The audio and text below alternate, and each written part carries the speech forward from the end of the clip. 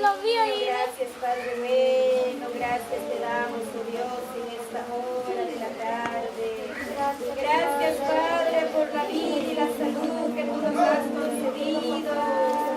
Oh Dios eterno, mi Dios de la gloria, en este momento. Te pido sobre la vida de mi hermana Margarita, Padre. Gracias, Señor, por los años de vida que tú le has concedido, Padre. No sabemos, Señor, quizá la ha pasado con enfermedades, con problemas. Solo tú lo conoces, Padre bueno. Dale fuerza, dale valor para que ella te alabe, te sirva, mi Dios eterno. También te pedimos, Padre, sobre la vida de su esposo. Dale hambre, dale sed a tu palabra para que tú te vendes por ellos. Y alaban y te sirvan, Padre.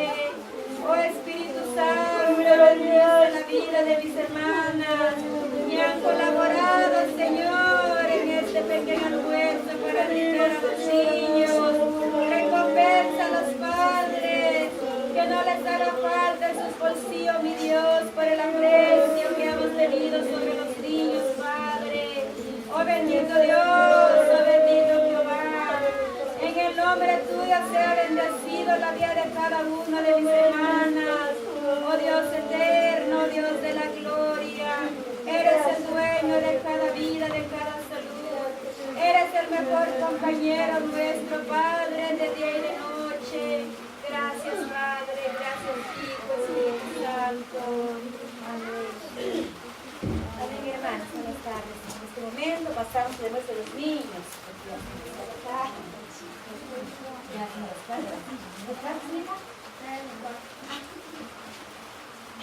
Hermana Maritza tiene palabras, es que te conoces. Ya te la